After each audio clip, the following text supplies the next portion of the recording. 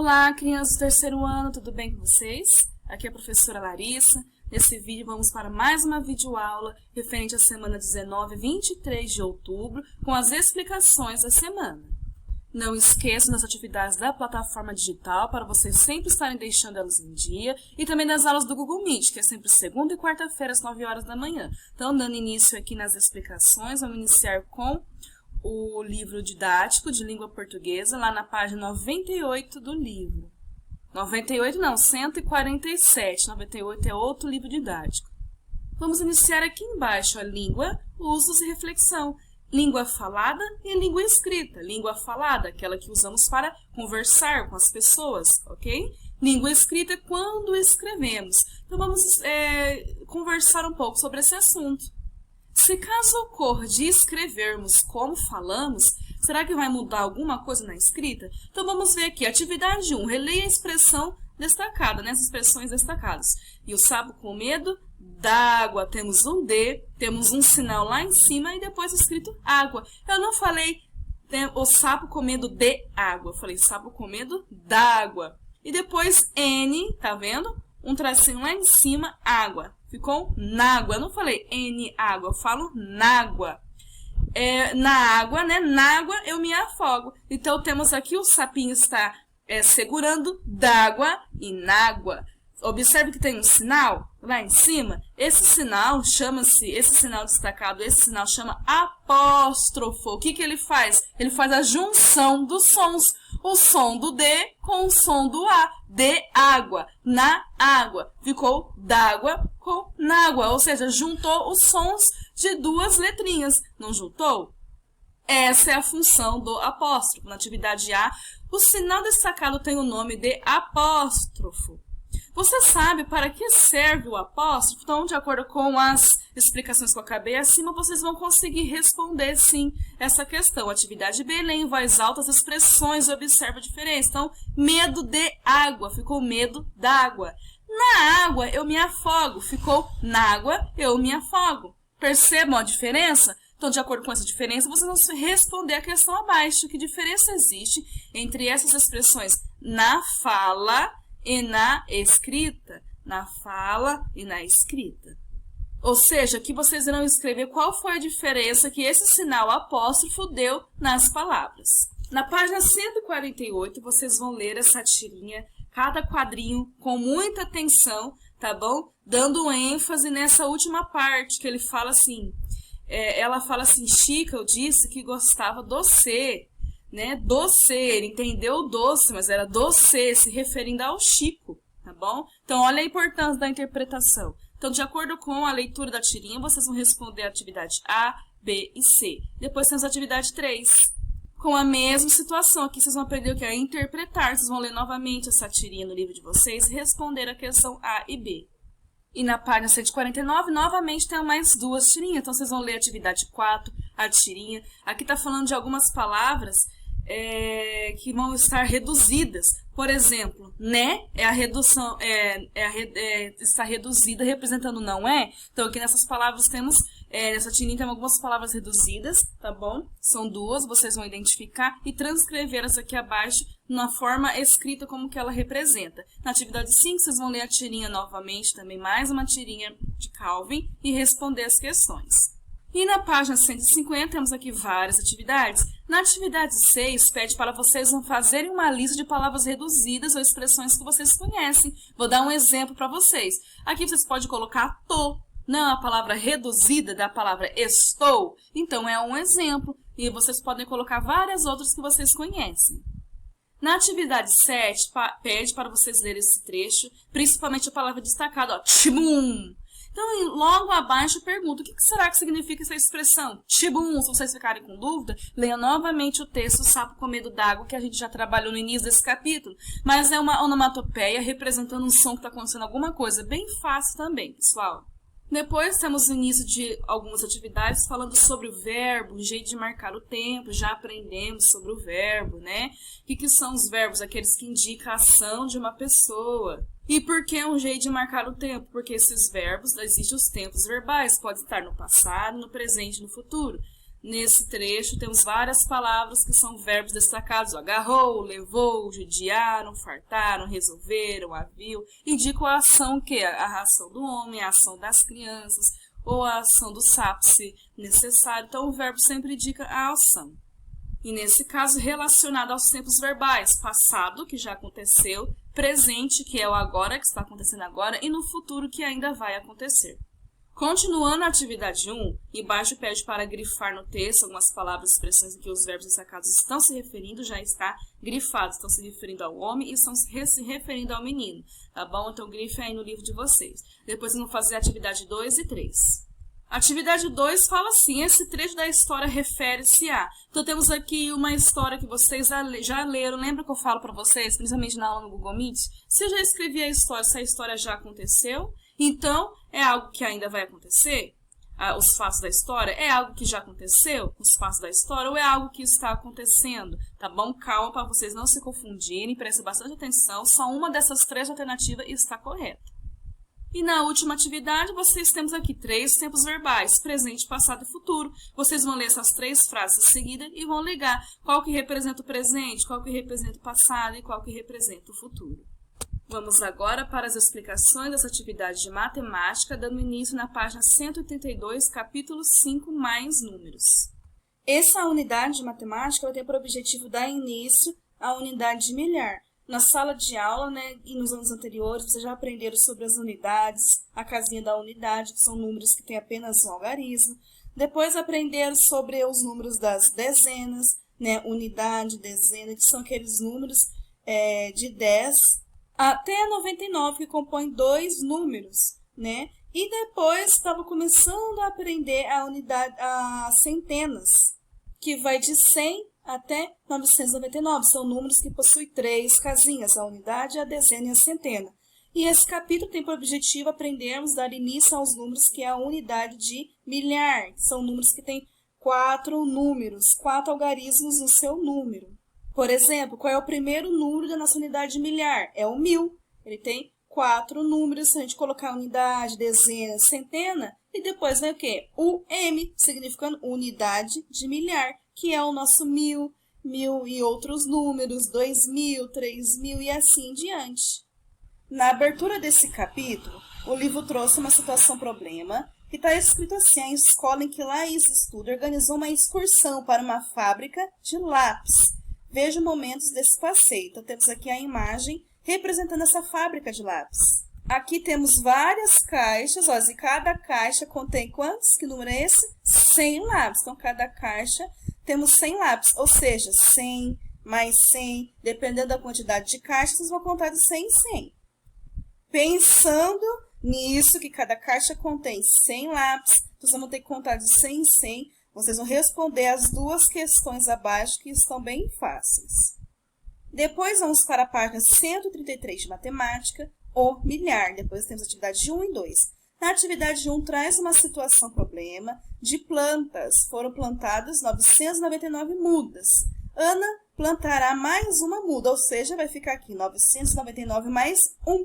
Qual será o resultado? Vocês vão colocar o resultado de 999 mais 1 na frente e aqui embaixo na resposta também. Então, serão sido plantadas, aí vocês põem a resposta aqui na lacuna. Em seguida, já vem uma explicação. O número 1000, 1000 ou 1000, os 2 termos estão corretos, é o sucessor, que seja o que vem depois, de 999. Depois temos uma perguntinha pessoal. Em que situações podemos observar o número 1000? Então, a gente pode, situações onde a gente vai comprar alguma coisa. Mas que coisa seria que vale essa quantidade, esse valor 1000, Então, converse com seus familiares, com seus parentes e escrevam abaixo. Depois temos a atividade 2. Observe que ela já inicia com material dourado. Lembrando que as placas representam cada placa uma centena, cada barra uma dezena e cada cubinho uma unidade. Então, vocês vão contar que número é esse que está representando. Não vou falar, vocês vão contar e vão responder as perguntas abaixo, principalmente a A. Qual número está representado? Então, contem certinho o material dourado e escrevam o número em seguida. Atividade B. Nessa atividade B, fala que se a gente acrescentar mais um cubinho aqui, vai dar um outro número. Dando um outro número, eu posso até fazer as trocas. Para não ficar todo esse número de barras e de cubinhos, eu posso fazer algumas trocas para poder representar esse número que vai dar, né? Quando eu somar esse número que vocês contarão, mais 1. Então, de acordo com isso, ó, uma troca. A primeira troca dá para fazer aqui, de acordo com o livro, 3 trocas, depois de somar esse valor mais 1. Primeira troca, trocamos os cubinhos, 10 cubinhos por... Então, vocês já sabem, a gente troca 10 cubinhos por... Então, quantas barras trocamos? Totalizando, aí vai dar o total de quantas barras? Então, se já temos toda essa quantidade de barras, se juntar mais uma, vai dar quanto? Vocês coloquem aqui. Segunda opção de troca, ó. Trocamos quantas barras por quantas placas. Então, se aqui eu vou ter o total de barras, que foi acrescentado mais uma barrinha, eu posso trocar, não posso trocar essa quantidade de barras por quantas placas. Então, reflitam aí. O valor sempre tem que ser o mesmo, tá bom, pessoal? E na terceira troca, trocamos 10 placas, temos aqui a quantidade de placas. Se eu tenho mais uma placa, nesse desenho aqui, a princípio, temos 9 placas. Se eu acrescento mais uma, que são 10 placas, eu posso trocar 10 placas. Aqui já fala, ó, 10 placas, que representa o quê?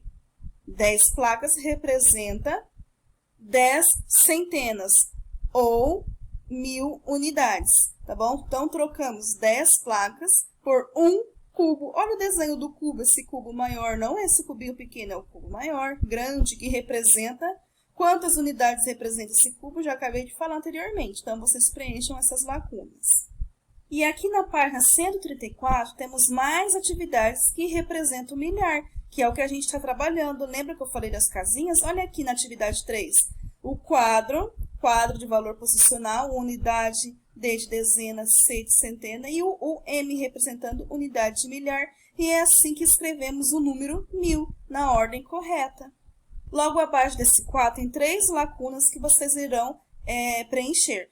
Primeiro, podemos escrever uma unidade de milhar ou quantas centenas. Então, quantas centenas representa uma unidade de milhar, tá bom? E dezenas, quantas dezenas ou aquelas barrinhas, né, do material dourado, por exemplo, eu preciso utilizar para poder representar 1000. Então, quantas barrinhas, quantas dezenas? E as unidades, que também é bem fácil. Quantas unidades eu preciso para representar 1000, tá bom? Então, vocês vão preenchendo essas lacunas. Depois, temos a atividade 4.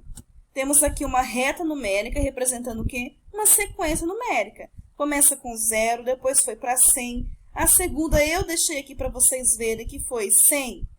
Ó, 100 mais 100 deu 200. Então, 200 mais 100 dá quanto? Vocês vão preencher. Então, o resultado aqui, mais 100, dá quanto? Vocês vão preencher até o final, que é 1000, que o livro já deu escrito para nós, tá bom? Uma sequência de 100 em 100, bem fácil. Depois temos a atividade 5. Nessa atividade, todas as questões, o resultado tem que dar 1000. Então, vocês têm que ver qual é a quantidade que falta, ó. 300 mais quantos? Que dá 1000, vocês vão preencher. Então, 400 mais 400 é 800. Falta quantos? Quantos centos para poder dar 1000? 500 mais quanto que dá 1000? Então, todas as respostas têm que dar 1000. E na atividade 6 é representando o 1000 no material dourado, no ábaco, perdão, e aqui eu deixei para vocês verem, ó. Ficou uma argolinha na unidade de milhar representando o 1000, tá? Assim finalizamos as explicações de matemática. Vamos agora para as explicações de história, na página 114 do livro. Essa página vai falar sobre o trabalho indígena. Então, vocês vão ler o texto com bastante atenção. Temos aqui uma imagem de apoio. O que esses indígenas estão fazendo? Então, faça uma leitura de imagem, faça a leitura da legenda também, pois ajuda a compreender a imagem. Logo abaixo tem mais um texto que vocês irão ler com atenção, ó. Trabalhar respeitando a natureza. Os indígenas trabalham de qualquer forma, desmatando a natureza? Não, eles trabalham de forma sustentável. Então, vocês vão ler e vão compreender como que funciona essa forma de respeito à natureza dos indígenas, porque tudo que eles têm, eles tiram da natureza, mas eles também repõem, tá bom?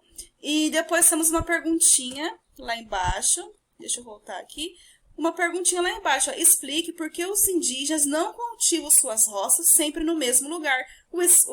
A resposta está no texto, então leia com atenção para responder a questão. Em seguida, temos a página 115, que temos aqui como título, os direitos dos indígenas. Todos nós, cidadãos, temos direitos, não temos direitos e deveres? Os indígenas também possuem os seus direitos. Quais são eles? Vocês vão dar uma lida no texto, tá bom? Que vai falar sobre o assunto. Depois temos na atividade 1, onde traz no enunciado um depoimento. Tá vendo que tem 2 balãozinhos? 2 depoimentos aqui, ó. De quem? Quem está depondo, né? É a Fernanda Caigangue. A Fernanda Caigangue, ela é uma indígena. Só que ela é indígena, porém ela se formou, ó. Ela é mestre em direito, ela estudou direito, tá bom? E ela deu um depoimento. Ela deu depoimento num programa, como diz aqui na legenda, e ela vai falar o quê? Sobre os direitos indígenas. Então, leia com bastante atenção esse depoimento dela, porque com base nele vocês vão responder a questão A e a questão B. A questão A pergunta qual que é o significado da expressão maior bandeira dos povos indígenas. Será que está falando literalmente sobre uma bandeira ou está querendo dizer uma outra coisa? Então, pesquisem sobre esse termo que vocês vão conseguir responder. Depois temos a atividade B, que pergunta, de acordo com o depoimento de Fernanda, qual é o maior problema enfrentado pelos indígenas brasileiros. Então, de acordo com o depoimento, vocês respondem abaixo aí nas linhas. Ok, pessoal? Assim finalizamos as explicações de história. Vamos então para as explicações da semana de geografia, dando início na página 98 do livro, que vai falar sobre a agricultura. Nessa página temos textos e imagens de apoio, vai explicar o que é a agricultura, como que ela funciona. Então vocês vão ler com atenção, grifar as partes importantes, vai fazer uma leitura sim das imagens e das legendas que acompanham as imagens, tá bom? Temos aqui a imagem A, a imagem B. Então faça uma leitura de tudo isso, só assim vocês conseguirão responder as questões 3 e 4 da página. Na página 99 do livro, temos aqui um texto, inicia-se com o texto, depois uma atividade relacionada ao texto. O nome do texto é o uso da água na agricultura. Usamos a água em todas as coisas no nosso dia a dia e na agricultura ela também é fundamental, tá bom? E vai falar sobre alguns termos de irrigação, a própria agricultura, o que é a agricultura, está escrito logo no começo. A água, o que é a água? Então, leiam esse texto com atenção, assim vocês vão responder a atividade 5. Como aqui está A, irrigação, B, agricultura, C, água, logo em seguida temos 3 frases, vocês vão colocar qual delas representa a água, qual delas representa a agricultura e qual dessas frases está representando a irrigação. Aí vocês coloquem no quadradinho A, B ou C, de acordo com o que cada uma representa. E na atividade 6, vocês também vão ler esse trechinho desse texto. Leia a fonte, é sempre bom ler a fonte, da onde que foi tirado, qual é que foi o site. Dá até para vocês pesquisarem mais sobre o assunto, se desejarem. E depois responda a questão abaixo. Que cuidados produtores rurais, né, que trabalham na agricultura, devem ter em momentos de crise, de abastecimento público de água, ou seja, na falta de água, quais os cuidados que eles devem ter? Então, leia o texto com base nisso e respondo aqui com as palavras de vocês. E a nossa última página de geografia, que é a página 100, temos um texto aqui muito importante, ó, cuidados com a água na agricultura. Vocês vão ler esse texto com bastante atenção, tem uma imagem de apoio, tá bom? Tem uma legenda da imagem, o que está acontecendo na imagem, o que está escrito na legenda, e tem aqui, ó, explicando o que é um fertilizante, o que é um agrotóxico, o que é um biofertilizante. Preste bastante atenção que vocês vão ter que responder perguntinhas, então tem que entender e saber o que significa esses termos, tá bom? A atividade 7, vocês vão ler, né, esse texto para poder responder a atividade 7.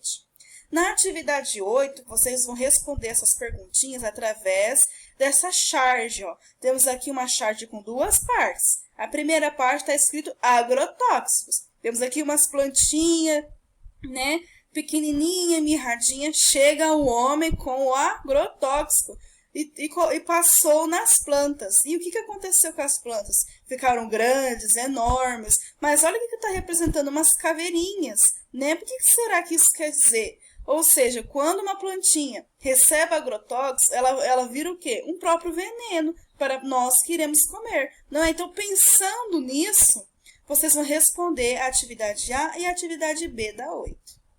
Agora, vamos para as explicações de ciências, dando início na página 105.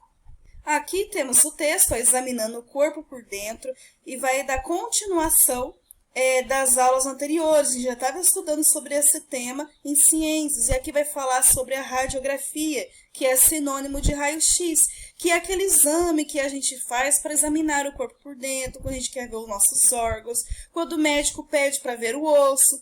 Por exemplo, o amiguinho foi lá, quebrou o braço, ele precisa fazer o quê? Uma radiografia ou o raio-x, para ver como que está a estrutura do osso, aonde que danificou para poder tratar. Mas não é só esse caso que se usa a radiografia, e usa-se em outros casos também. Por isso que vocês vão ler esse textinho nessa página, para vocês compreenderem quando é utilizado. Na página 106, há uma perguntinha sobre a foto anterior. Então, vamos com a foto anterior? Temos aqui uma médica e um paciente, onde ela está com esse aparelho chamado estetoscópio, tá bom? E depois, voltando aqui, na página 106, relacionada àquela foto que eu acabei de explicar, pergunta assim, que sons ela está ouvindo? Então, se o aparelho está naquele lugarzinho daquela foto, da médica examinando o menino, que som será que ela está ouvindo e como que você sabe? Então, responda essa questão. Depois temos a atividade 2, temos aqui 2 exames de raio-x, 2 radiografias, representando partes do corpo humano. Então, que parte do corpo humano representa essa primeira foto? Muito fácil, né? Escrevam aqui na lacuna abaixo no livro de vocês. E aqui, que parte é essa do corpinho humano que a gente tem? Então, vocês escrevam essa parte na lacuna abaixo. A atividade 3 vocês vão ler, ela é pessoal, tá bom? E vocês vão responder ela no caderno de vocês.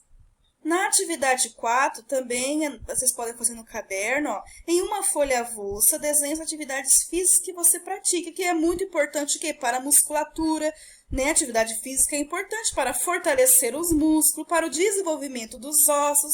Não é isso que estamos estudando, as partes do corpo humano por dentro? Por isso a importância da atividade física. Vocês têm aula com o professor, não tem? Então, quais são as atividades físicas que vocês mais gostam? Vocês podem desenhar, vocês vão desenhar no caderno e vão escrever abaixo. Escreva abaixo porque você gosta dessas práticas físicas, porque dá prazer, porque é legal, desenvolve, né? Porque desenvolve o corpo humano. Por quê?